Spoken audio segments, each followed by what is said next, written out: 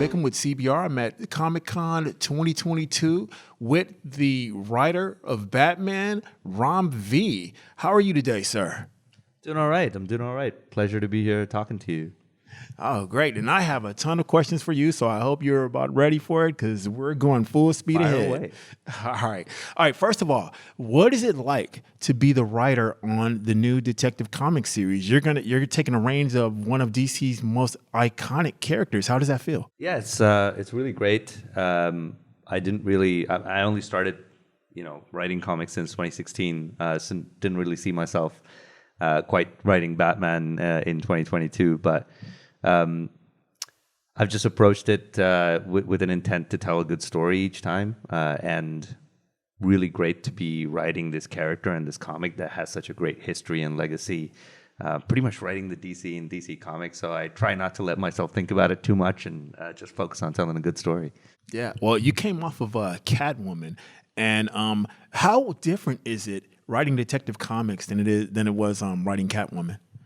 Yeah, I mean, Catwoman was a great experience. Some of my favorite comics, the Darwin Cook, Ed Brubaker run on Catwoman, are some of my favorite comics. But I wanted to do something that felt like it had consequences, greater consequences beyond its own narrative. Catwoman felt like it was a book that was contained within Batman's larger, bigger narrative, because she has always been like the supporting character.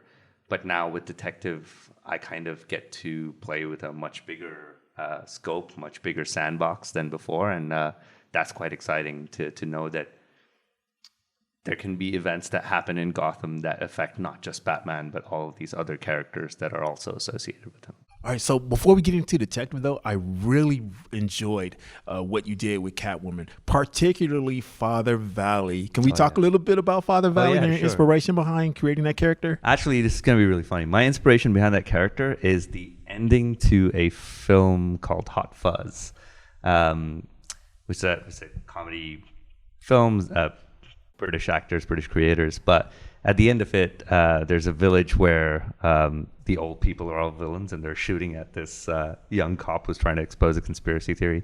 And one of them is a priest who comes out with double shotguns and starts shooting people. And that just set off this kind of idea in my head that, what if there's an assassin in Gotham who deigns himself a priest, who tries to pass himself off as one. And then that kind of burgeoned into the idea behind Father Valley. Obviously, with that sort of heavy religious connotation, I thought that a connection to Azrael, who's already been a part of the Batman mythos for a really long time, that would be quite a cool thing to play with. So it was one of those things, as a writer, you throw balls that you hope you will catch in the future when you're running ahead, and it was one of those things that just seemed to play out really well. Yeah, that was a pretty incredible character. Are there any other new characters that you intend to introduce in Detective? Yeah, actually a whole bunch of new characters in Detective. Part of the sort of narrative hook in the Detective run is that there's someone new coming into Gotham, and they're going to do Batman's job better than he's been doing it for all of these years. And Bruce Wayne, even though it's an old family in Gotham, it's still relatively new money. These new characters coming in are old world characters. Their idea of power and money is very different from the modern world, if you will. And so I thought that contrast was a great thing to play with. So yeah, these are new characters that, spoilers, have connections to history long beyond what we think they might. Yeah. Well, you can't talk about Batman without talking about his supporting characters. What supporting characters, what other heroes can we expect to see in this run? We can actually expect to see a lot of the Bat family members. I think issue 1 already has a Nightwing appearance for all the Nightwing fans out there.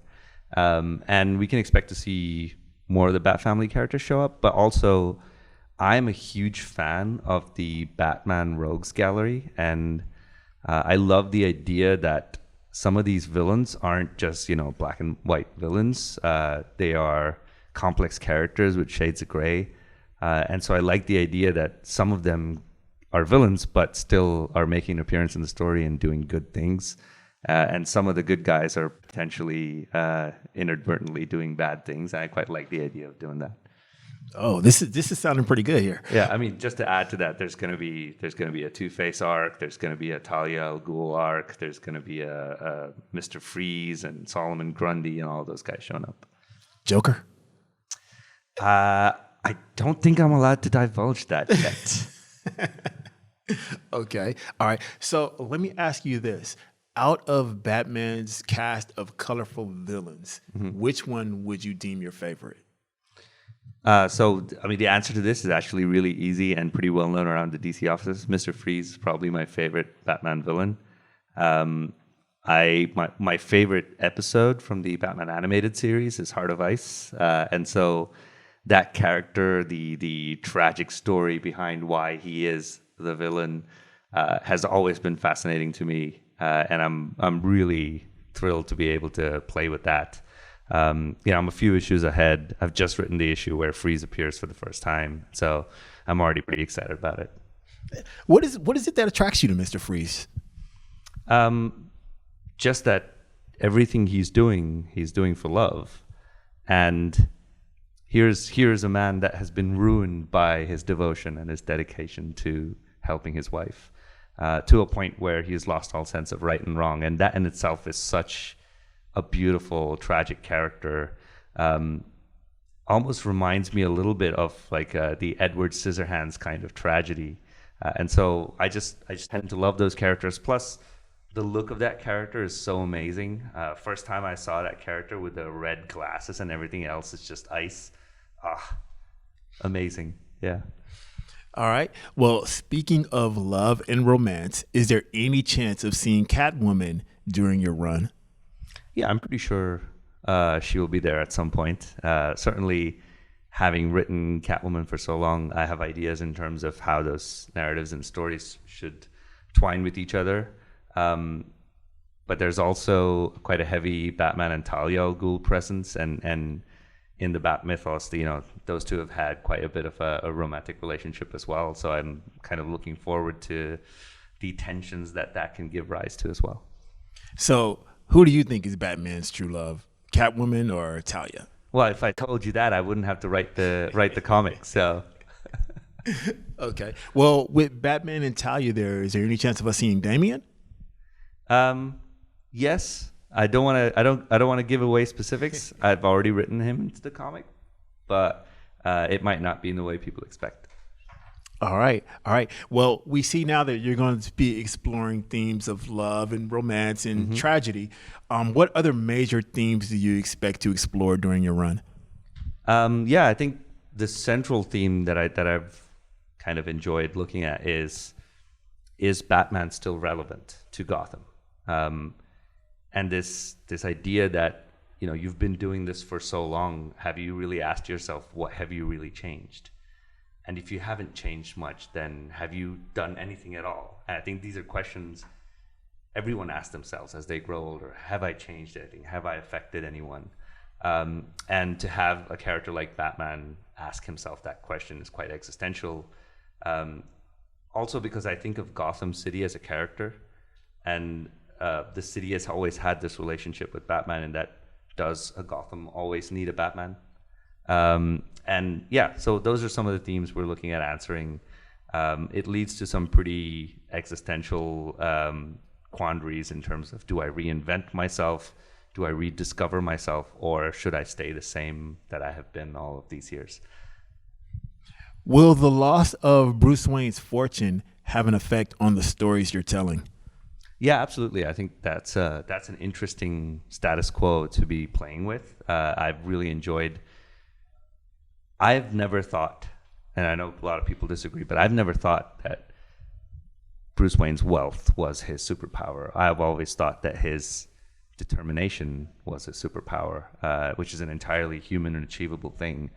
And so to have that wealth taken away makes my life a lot easier in a lot of ways, because I get to show Bruce roughing it up. I get to show Bruce as a person who knows how to survive regardless of the resources at his disposal. So how do you feel Batman has evolved as a character since he first debuted? I mean, tremendously. I always talk about this with other creators. When people say they love Batman, you can have a 50-year-old person saying that, a 20-year-old person saying that, and a 13-year-old person saying that. And they're talking about entirely different versions of the character. Some of them are talking about the original Bob Kane, Bill Finger figure.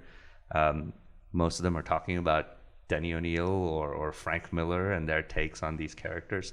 I think that's part of the magic of working in comics is these iconic characters are defined by your takes on them. And so I'm aware that I'm taking on a character with that kind of history, but I'm also very excited in thinking that maybe at the end of this run, there's going to be a character evolution that people will then take as the status quo going forward.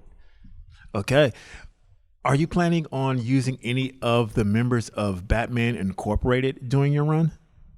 I haven't thought that far ahead, to be very honest. That's a conversation to be had with editors, and what I have to figure out what the other books are doing as well, considering there is already a Batman Incorporated book that's coming up. So yeah, those are conversations to be had. All right. Well, one final question for you. What is one particular moment coming up in your series that you just cannot wait for fans to see? I don't know if this is a spoiler, but there is going to be a public trial of Batman, which is going to play out very interestingly in the book. So stay tuned. Wow, that's a great way to end the interview. Thank you so much for this. My Thank pleasure, you so my much. Pleasure. Thank you. Thank you so much for your time. This has been great. Once again, this is Dion Bickham from CBR with Ram V, the writer of Detective Comics, signing off from Comic-Con 2022.